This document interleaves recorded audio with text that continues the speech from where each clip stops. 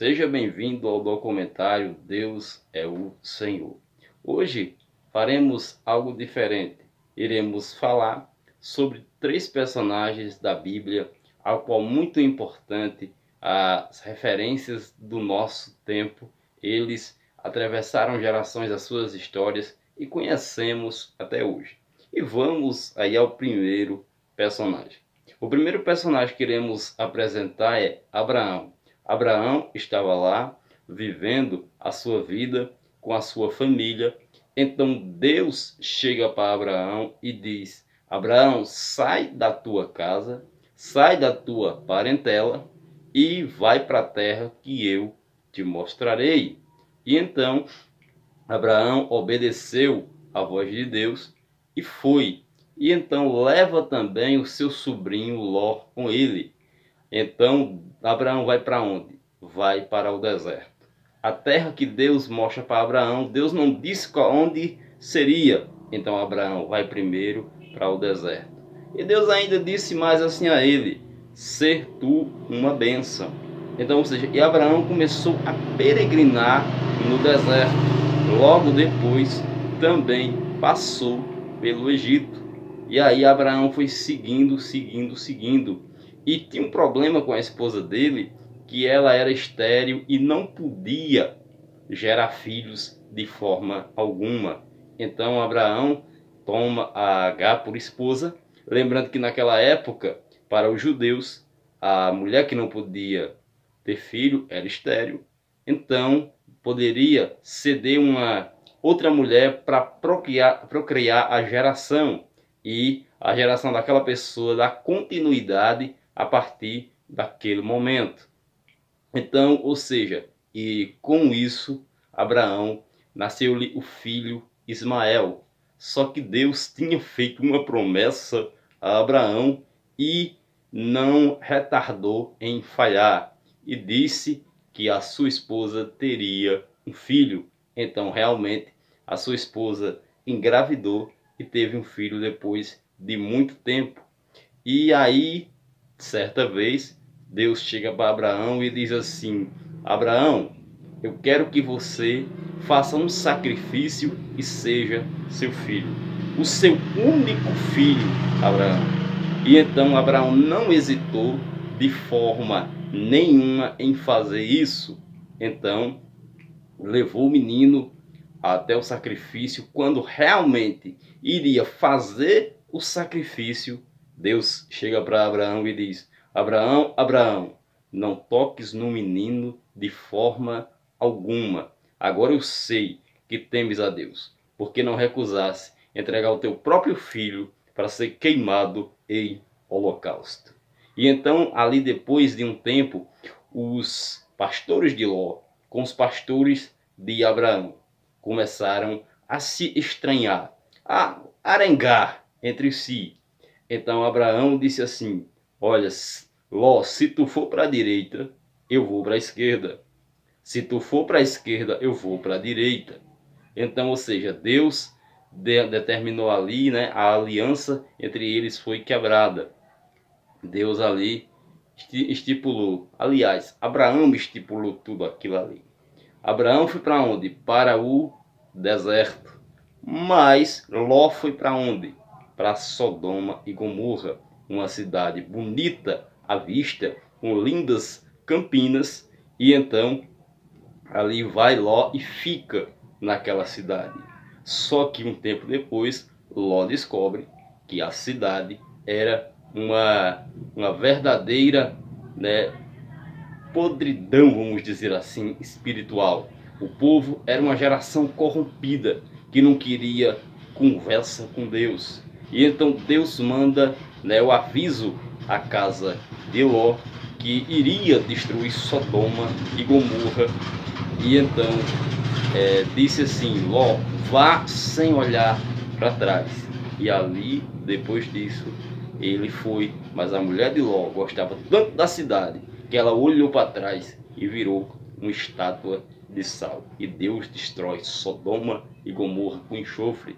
Mesmo assim foi Abraão, e Abraão continuou seguindo a sua vida onde? No deserto. Mas Deus disse: Abraão, olha as estrelas do céu, olha a areia aqui, será assim a tua descendência. E assim Abraão foi abençoado porque serviu e adorou a Deus.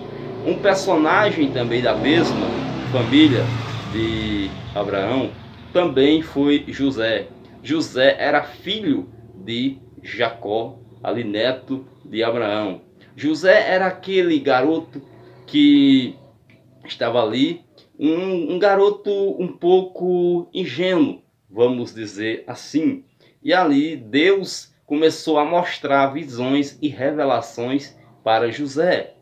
E aí José começou de forma espontânea a dizer aos seus irmãos que Deus iria o exaltar. Isso foi criando cada vez mais inveja a seus irmãos. E eles ficavam irritados porque José dizia assim: olha, eu sonhei que tinha um feixe, e o meu feixe se sobressaía ao feixe de vocês. E eles disseram: ué, você vai governar sobre nós, mas nem você querendo. E isso irritava cada vez mais. Só que aí, os sonhos que José estava sonhando começou a acontecer. O pai dele começou a supervisionar, botou ele para supervisionar os seus irmãos. E um dia, eles, cheios ali de fúria, quiseram tirar a vida de José, porque José estava acima realmente deles. E aí disseram assim: não, vamos matá-lo. Disseram: nós não temos coragem, de forma nenhuma vamos fazer isso.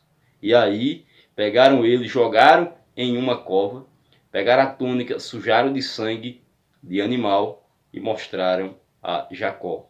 Isso ia passando uma caravana de ismaelita. E aí o que se aconteceu? Eles venderam José para ser escravo no Egito. Lá José é vendido com apenas 17 anos, menor de idade. E aí ele vai para a casa de Potifar. E ele começa a trabalhar sendo escravo. Começa a liderar a casa de Potifar, do simples, do humilde, do pequeno. Então, ou seja, e certo dia, a esposa de Potifar está lá, toda bonitona.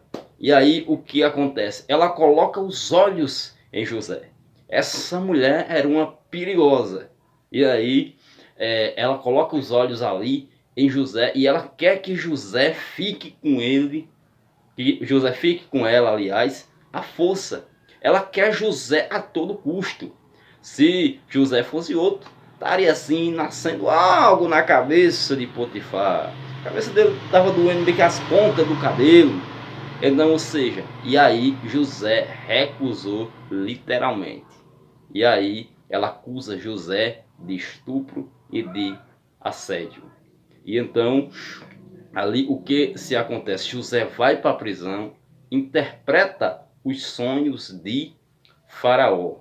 E aí, a história das 7 vacas gordas e 7 vacas magras. A história das 7 espigas cheias e das 7 espigas vazias. E então, ali, José se torna governador do Egito.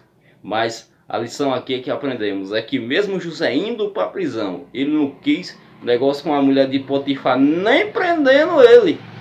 Então, ou seja, e aí José depois disso se torna governador do Egito e livra o povo de uma fome mais à frente, ao qual veio sobre a terra, e eles não tinham como se safar se todo esse processo não tivesse acontecido e José não fosse o governador. Aí imagina, José fica cara a cara com seus irmãos, colocado à frente, e José tem uma astúcia, coloca uma taça de prata no trigo deles para ver Benjamim novamente. E depois se revela aos seus irmãos. E então José diz assim para eles: vocês não estão me reconhecendo? Eu sou seu irmão que vocês venderam sendo escravo para o Egito. E eles ficaram pasmos, atônitos, sem saber o que dizer nem o que fazer. E eles pediram desculpa, perdão a José por aquela atitude. Mas humildemente José disse assim: não se preocupe, irmãos. Isso foi uma provisão de Deus para nos salvar da fome. Então vamos aqui agora, o último personagem da nossa história e também do nosso documentário, ok? Olha só, o último é Noé. Imagine em uma geração corrompida, onde todas as pessoas faziam o que era errado. O pecado estava começando a aflorar, semelhante a uma planta, e ganhando cada vez mais força. E todo mundo entrando na onda de ser mal. Ser mal agora estava na moda. E todo mundo só caminhando para o lado errado. E assim, a corrupção cada vez ficando maior e mais forte. E todo mundo indo só pelo caminho onde todos só queriam algo, erro. E aí tem um homem chamado Noé que vai agora ao contrário de tudo isso. Agora Noé, enquanto o povo estava fazendo algo, Noé ia literalmente ao contrário. Noé era bom, ele estava fazendo bem. Ele era tão abençoado que lá do céu Deus o viu ele, e ele chamou a atenção de Deus pela sua sinceridade. E chama a atenção do Senhor pela sua capacidade de não se corromper a uma geração que estava corrompida. Então Deus avisa a Noé que vai trazer o dilúvio. E aí manda Noé fazer uma arca. Essa arca ela é famosa até hoje. Todo mundo conhece a história da arca de Noé. Então, ou seja, e aí Noé constrói uma arca. Imagina as pessoas chegando e dizendo: Noé, você vai construir uma arca para quê? E lembrando, irmãos, que nesse tempo a água ela não era chuva. Ela brotava da terra e vinha, formava-se os rios. E Noé começou a dizer para eles: olha, eu vou construir essa arca porque Deus vai acabar o mundo com água. Vai vir aí um dilúvio. Disseram: Noé, tá de brincadeira? Dilúvio? Nem chove, chuva nem existe. Como é que você pode dizer que vai vir um dilúvio? Imagine agora o quanto as pessoas riam, zombavam, debochavam de Noé por água, chuva. Nossa, você tá de brincadeira. Não vai chover nem por um instante, nem por um minuto. E Noé continuou construindo a arca e chama ali os animais para dentro da arca. E Deus começa, a fazer chover. E ali ninguém acreditou em Noé. Ninguém disse assim: Noé, você está certo, eu vou me arrepender, eu vou mudar a minha vida, porque vem aí um dilúvio, Deus vai colocar muita água aqui e vai ser grande o dilúvio. Mas pelo contrário, não acreditaram, até que o dia em que Noé entra na arca e vem o dilúvio. E aí toda carne perece. Por quê? Porque a água é forte e era muita, e toda uma geração desvaneceu nas águas. E então Noé ficou na arca até soltar uma vinha, até as águas baixarem e ele sair da arca com os animais. Os animais foram poupados, mas também muitos animais morreram. Assim também o Senhor Jesus fala, que nos últimos dias será como nos dias de Noé. Comia, bebia, dava-se em casamento, até que o dia que Noé entrou na arca. E até que ele entrou e veio o dilúvio. E Jesus compara a isso e diz assim: também assim será a vinda do Filho do Homem, parecido com os dias de Noé, onde comia, bebia, dava-se em casamento. Veja se não é a foto da realidade de hoje. Todo mundo está fazendo isso, todo mundo está vivendo aí as suas vidas até a volta do Senhor Jesus. E aconteceu naquela época também o dilúvio. Muitos não acreditaram, nem se preocuparam com o que Noé estava dizendo, mas veio o dilúvio e Noé não pôde fazer absolutamente nada. Então o Senhor disse assim por quê? O Senhor Jesus disse assim por quê? Porque é dias que não estavas apercebido, até que não entrou na arca e veio o dilúvio. Então será assim também a volta do Senhor Jesus. Se você aí gostou deste documentário, deixe seu like e se inscreva.